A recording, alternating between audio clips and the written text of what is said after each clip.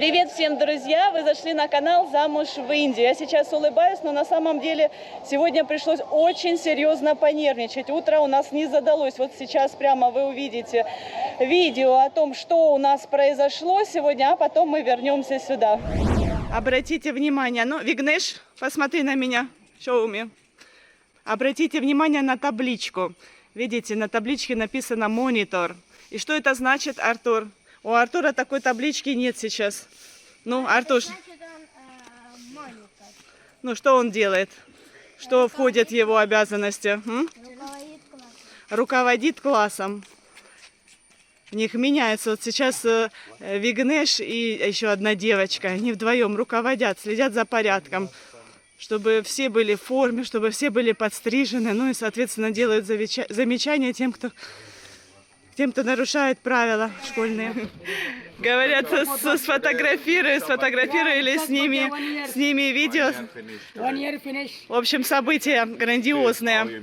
Ровно год назад у нас по Матарану стали ходить рикши. И вот в честь этого водители, организаторы раздают конфеты детям. И пора мы тоже. This is for you. О, good. Поздравляю. Congratulations. До этого ходили пешком в школу. 40 минут. Туда, ну и, соответственно, обратно. Вот, и обратите внимание, какие нарядные сегодня рикши, украшены гирляндами из цветов. Проводили сегодня пуджа, да? Today пуджа? Finish пуджа? Уже закончил. Ничего себе. Это сейчас рань такая, еще 7 часов нету.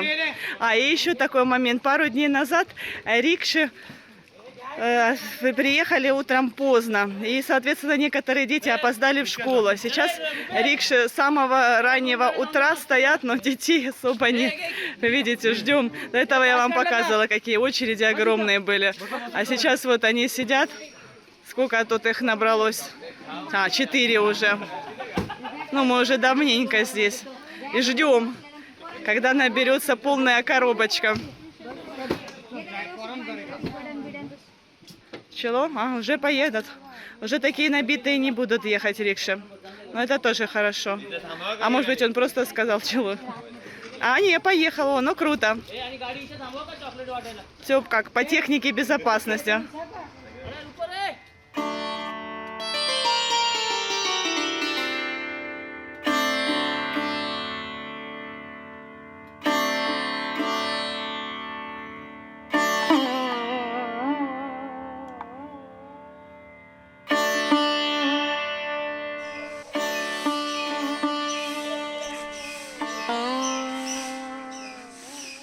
Вот интересно, вот этот вот мужчина, он не убирает улицы в Матаране, он не уборщик, но вот ему для какого-то важного дела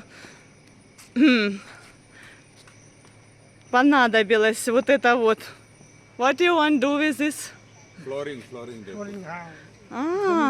Понятно. Это вместо цемента, друзья. Пол у него будет сделан из навоза. Качественный и натуральный. И слава богу, у нас этого добра хватает. Сидим, ждем врача, ждем доктора. Значит, позвонила учительница нам и говорит, Артура отпустила домой. Артур пожаловался, что у него живот болит. Ну и вот я его сейчас встретила на остановке и сразу к доктору, а доктора нет. Еще утро ранее, он опаздывает. Женщина готовит кабинет. Сейчас Артур уже сильно не жалуется. Но все равно нужно обязательно исключить аппендицит, потому что болит именно с правой стороны. Температуры нет. Так ты маму напугала, Артур. Я так испугалась, когда учительница позвонила. Всегда этого боюсь. Ну, когда она позвонила, сказала, встречайте Артура, ему плохо, он себя чувствует. Я его отпустила пораньше. Сразу столько мыслей. В общем, не тошнит, рвоты нет, поноса нет, только боль, да, в правом подреберье. Ну и так, что еще, слабость, да? Или есть какие-то еще признаки сына? Я Артуру сейчас почитала про аппендицит, и у меня такое чувство, что он уже начинает скрывать свои симптомы. Артур, говори честно, это действительно очень важно. У меня просто в детстве тоже такое было, когда меня мама напугает. И я вроде бы как уже говорю, да нет, уже никаких у меня проблем нет, все хорошо, я уже здоровая. А сама внутри себя прислушиваюсь, наверное, есть, но уже начинаю сама бояться, что уже все, мне осталось считанные дни. А маме не хотелось жаловаться, что мама тоже у меня немного паникер. Доктор осмотрел, сказал, что подозрения на аппендицит нет, скажем так, исключил. Сказал, что скорее всего колики. Если, говорит, боли будут продолжаться, тогда он назначит дополнительные обследования, анализы. А это Артур купил от глистов животным нашим. Артур, спроси, как принимать.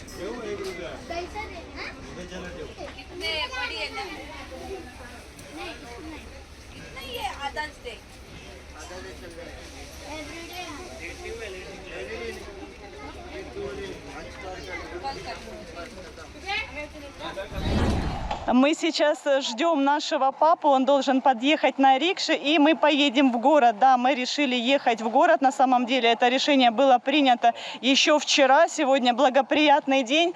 И вот Артур чуть не подвел. Артур, расскажи нашим зрителям, а то, может быть, зрители сейчас уже думают, о боже, у ребенка живот больной, а вы куда-то собрались ехать. Как ты себя чувствуешь, сына? Очень хорошо. Вот, смотрите, говорит, очень хорошо он себя чувствует. Как-то подозрительно, да? Пришел домой после доктора, стал песни петь, баловался. Какие-то у меня подозрения. Может быть, ты все-таки симулировала сына? Папа встретил Ракешбая, папа, когда с лекарствами шел, папа звонит. Иди, скажи папе, что мы здесь стоим, ждем. И Ракешбай сказал, что скорее всего, Артур придумал всю эту историю с животом. Говорит, я тоже так делал в детстве, но и по рамкам, да, это практически все дети, если там какая-то контрольная или какие-то проблемы, выдумывают головную боль или живот. Говорит, чаще всего живот. Но я все-таки Артуру доверяю. Я знаю, что если бы у него какие-то были проблемы по учебе, то он бы мне об этом сказал. Да? У меня, кстати, в детстве часто болел живот. Ничего серьезного, до госпитализации не доходило. Артур, садись на байк и слушай меня. Может, тебе тоже интересна будет эта история. Значит, даже таблеток не принимала, но частенько. То в боку заколет, то полностью живот. И вот однажды, Артур, возвращаемся мы со школы, я с одноклассницами. И как-то получилось, что по пути была еще нашей классной руководительницы.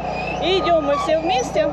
Значит, она обратила внимание, что у меня плохое настроение, какая-то я грустная. Спрашивает, что случилось? Я говорю, да у меня живот сильно болит, разболелся. Она мне говорит, Артур, ты слышишь? Говорит, просто надо попукать. При всех, говорит, при моих одноклассниках, боже мой, мне на тот момент так было, как-то одновременно и смешно было, и очень-очень стыдно было, представьте. Хотя она права, сына. Очень часто причина в газиках. Ты понял?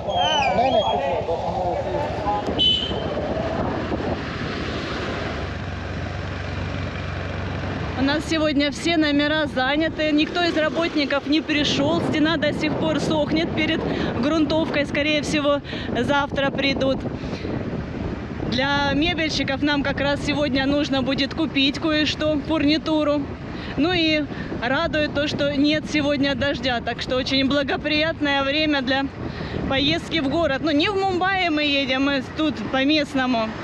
Когда мы в Мумбаи поедем, я не знаю. В Мумбаи это на целый день. Сегодня с утра были заказы. Парам сегодня готовил завтрак, когда я бегала за Артуром. В общем, дел очень много. Кто-то звонит Параму. А вот, кстати, обратите внимание, молодежь сидит на парапете. Многие вот так вот, не доезжая до Матеррана, останавливаются. И здесь общаются с друзьями, весело проводят время. На обезьянок смотрят. И не надо за парковку платить, не надо номера снимать. Здесь, в принципе, тоже, да, можно. Ну, я, конечно, не советую никому, мне вообще нельзя об этом рассказывать, о таком варианте отдыха. Конечно, нам выгодно, чтобы все поднимались в Матаран и снимали номера. Желательно у нас. Хотя вот таких мы редко заселяем. В основном это уже когда как на безрыбье. Потому что такие могут испортить мебель. В основном у нас семейные, более спокойные туристы.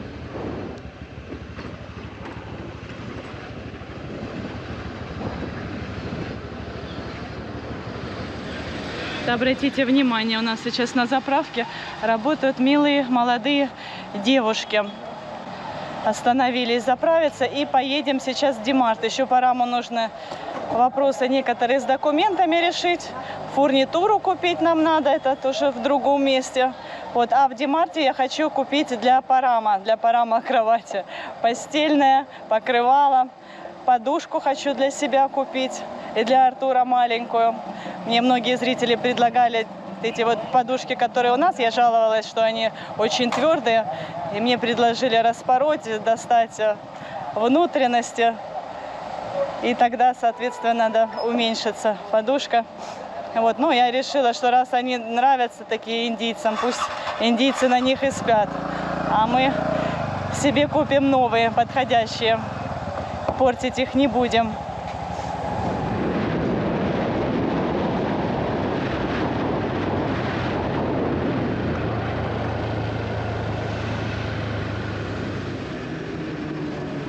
Парам остановился, говорит: Наташа, ты должна снять видео об этом мужчине. Он уже с ним разнакомился, значит, ему 80 лет, он паломник, и уже примерно месяц он в пути. God must give good health, all. That's why he walk. He make prayer for walk. That's why. But 80 years, unbelievable. Говорит, 80 лет ему, невероятно. Ну, хотя у Парама отец тоже примерно так же хорошо выглядит. Ну, этот в сандалиях. Я иногда встречала паломников, которые ходят босиком. Что? Что-то еще Парам хочет показать. Thank you, спасибо. His friends, you want to? Его единомышленников хочет показать. Видимо, он Параму сказал, что он не один путешествует. Но сейчас мы с вами с ними познакомимся. Ага, вот я вижу уже привал. Присели отдохнуть. Да, видите, и женщины. Рам Кришна, намасте. Где я уже им не говорю, как обычно, я там hi, hello. Я уже с ними поздоровалась по-индуистски. Говорит, меня не снимай, снимай. Этот мужчина, да, пока.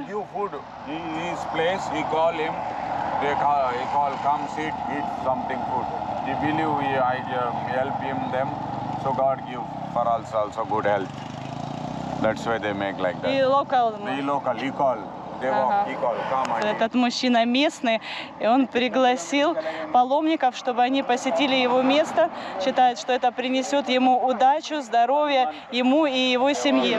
Дали мне листовку, но если бы я так умела читать, то я бы, конечно, вам прочитала. Ну, в принципе, с помощью переводчика можно будет узнать, что здесь написано. Thank you.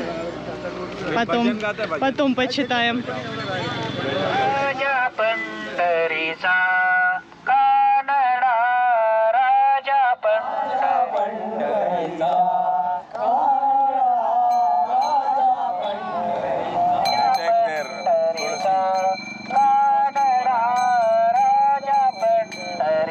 Они носят с собой священное дерево тулси на голове. Женщина носит. И вот я обратила внимание, многие мужчины здесь не молодые. Вот этому тоже, наверное, около 80, а то и больше.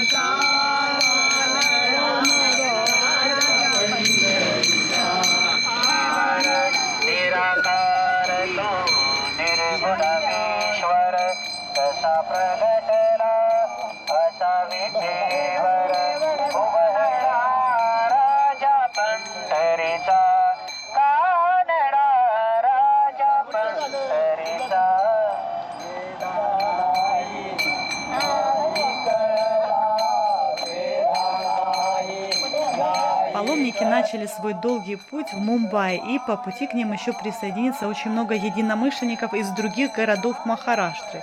Их цель – Пандхапур, священное место. Там все эти преданные совершат омовение в священной реке Бхама, и только после этого зайдут в храм. Весь путь с точки отправления вместе с остановками займет 40 дней. Мне дали листовку с расписанием всех остановок. Там указан день, время. Наверное, на случай, если я решусь к ним присоединиться, чтобы я знала точно, где их искать.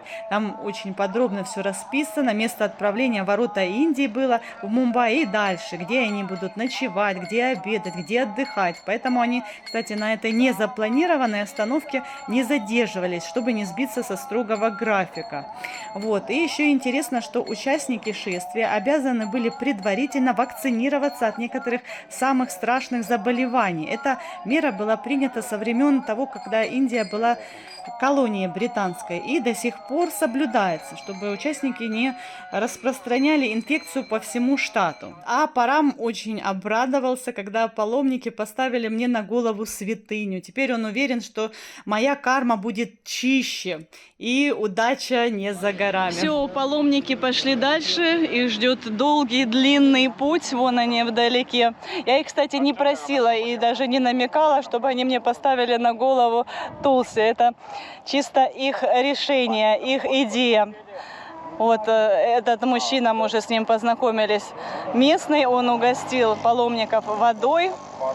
Нас, кстати, тоже водой угостил, вот, и чипсами, ну, различными снеками. Как видите, тоже так по-индийски покидали все и пошли дальше. Так что вот так вот многие индийцы, что он увидел, что идут паломники, и пригласил их, угостил, у него огромный дом, магазин свой, и решил, что таким образом он себе улучшит, очистит карму. И, собственно, паломники в основном таким вот образом и живут, питаются, их и накормят, и ночлег устроят, организуют, и напоят, и при надобности оденут. Все, окей, bye. Thank you.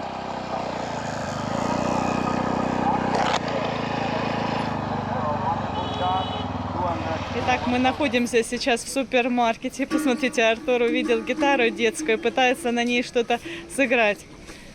Подобие мелодии. Ну давай, Артур, попробуй сыграть, а я отгадаю.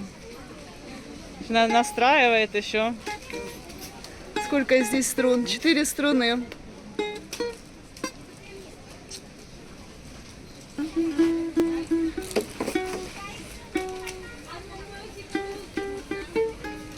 Пираты Карибского моря. Ну так, отдаленно напоминает.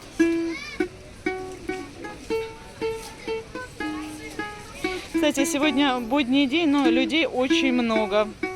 Когда не придешь в Ди-Март, всегда здесь толпы народу. А, посмотри, нормально.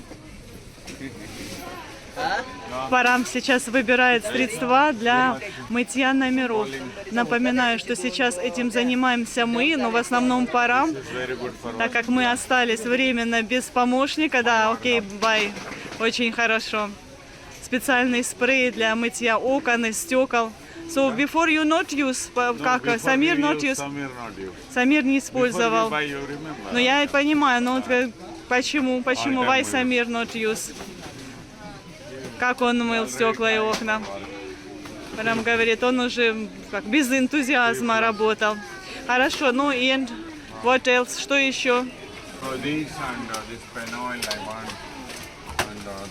Здесь еще продаются различные ароматизаторы. Я в прошлый раз купила для того, чтобы в шкафу у меня пахло. Слушайте, это такой запах отвратительный, химический.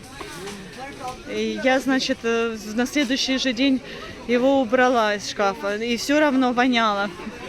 Вот, и что мне, что Артуру жутко не понравилось.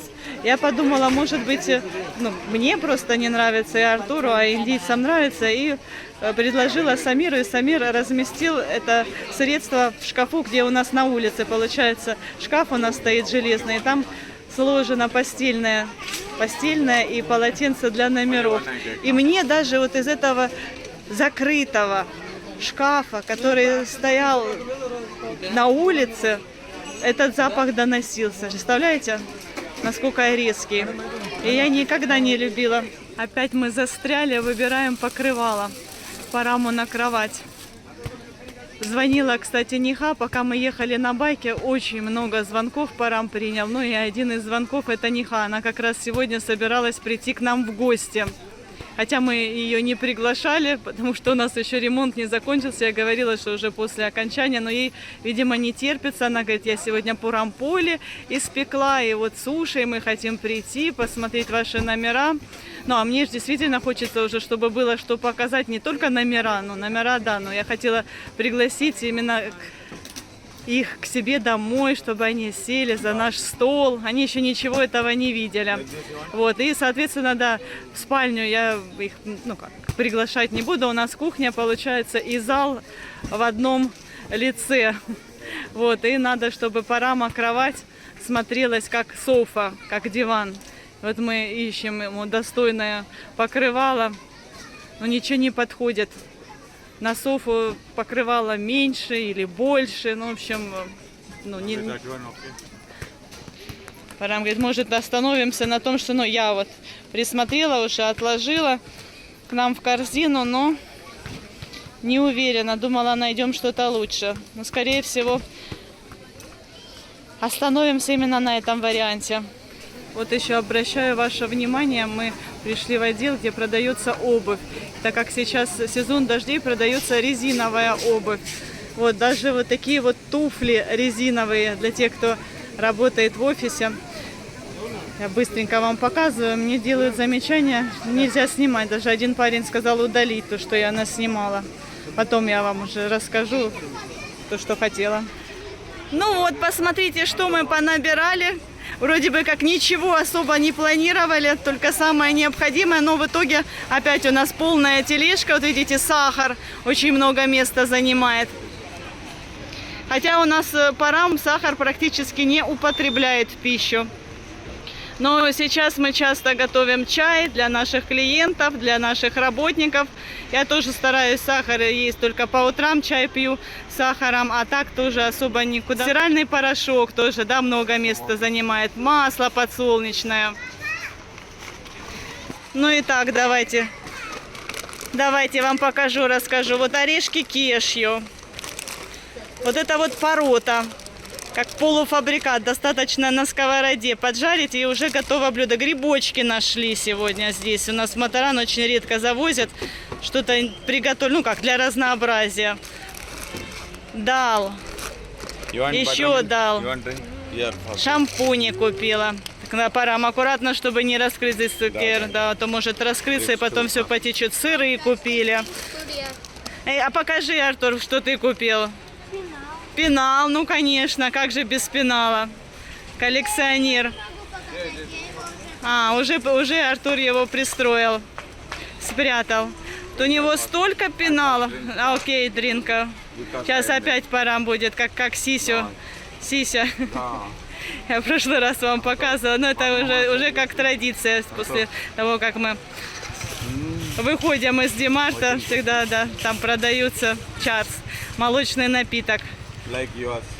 Угу. Вот еще тут несколько видов сыра. Такой вот на хлебушек намазывать. Артуру в школу. Конечно же, нутелла. Что-то я ее не вижу. Артур, наверное, уже ее сложил. Кофе. Вот Парам у нас по утрам кофе всегда пьет. Что нет? Не было нутеллы? Не было. Ну, значит, станки бритвенные. Вот она. Вот, конечно же, нутелла. Вот как девушка сама на байке совершила покупки и поехала.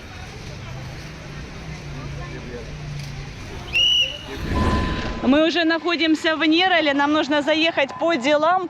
В основном это Парама дела, но кроме всего прочего еще попытаемся купить здесь, найти здесь микрофон для моей камеры. Посоветовали одно местечко. И, в общем, я попросила Парама остановиться здесь напротив вот этого здания, строящегося.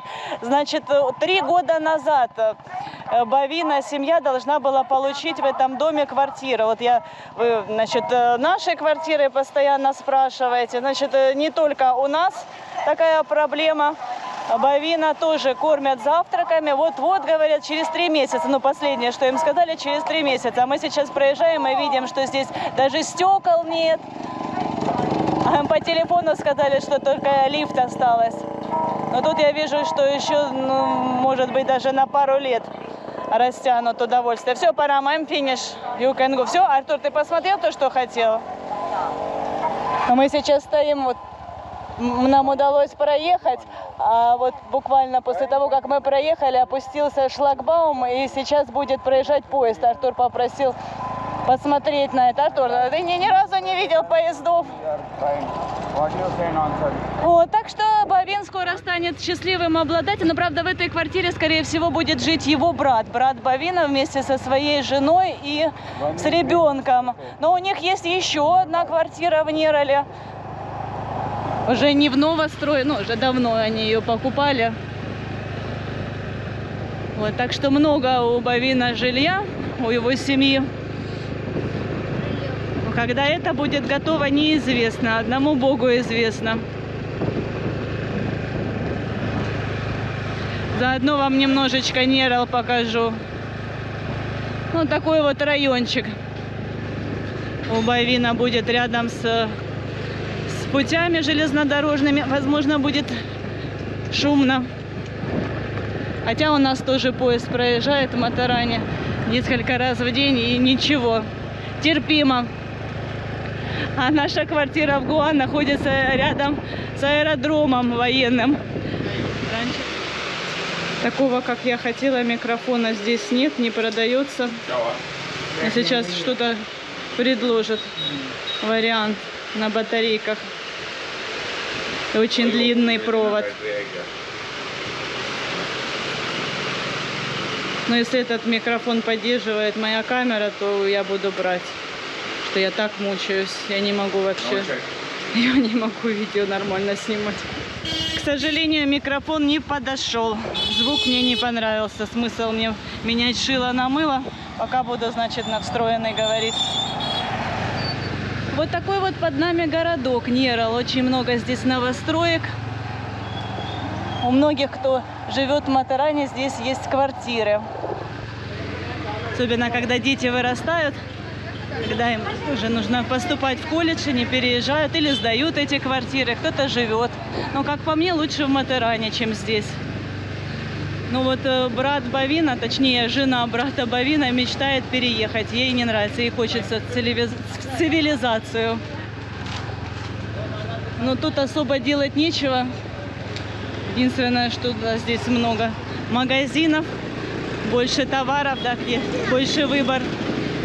А так вообще особо заняться здесь нечем. Если уже выбирать цивилизацию, то я бы выбрала Мумбаи. Гоа. Там тоже есть чем заняться. Ну, как говорится, на вкус, на цвет товарища нет. Мне не очень нравится этот город. Даже есть провинциальные городки более интересные, уютные.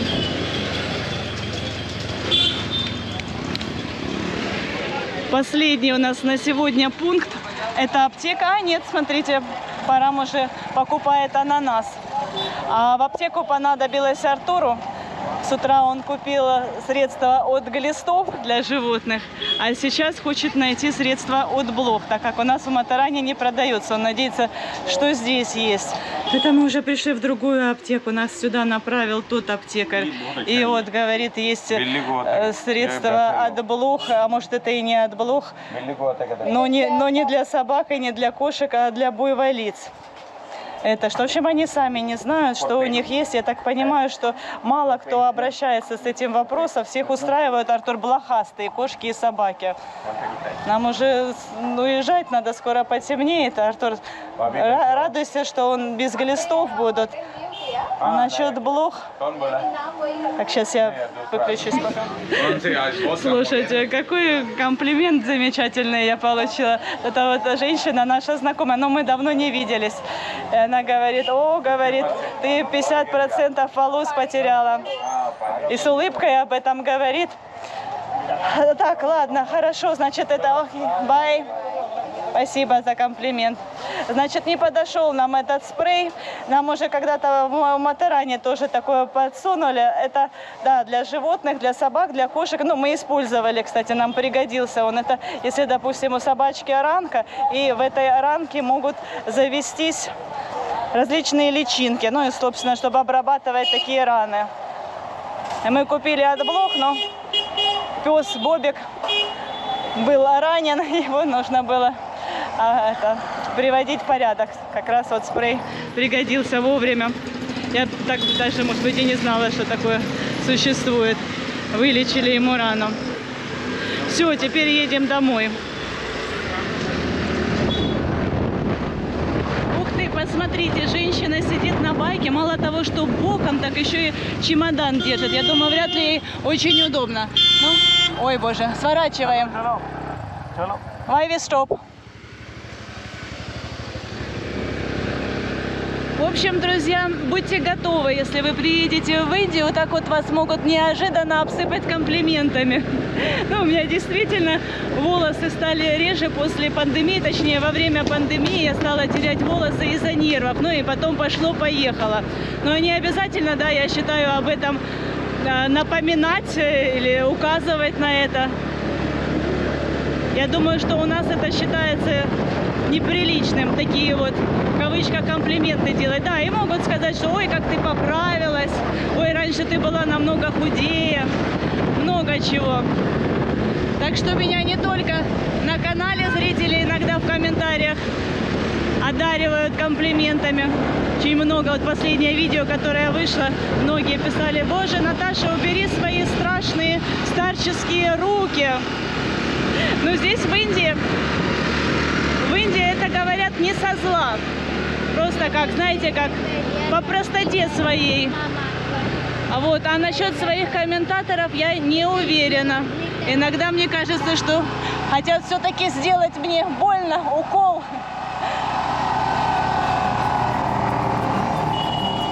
Все, мои дорогие зрители, буду заканчивать видео. Спасибо вам большое за внимание. Желаю вам отличного настроения. Пусть удача всегда будет с вами. Все, люблю, целую, крепко обнимаю. До новых скорых встреч. Пока-пока.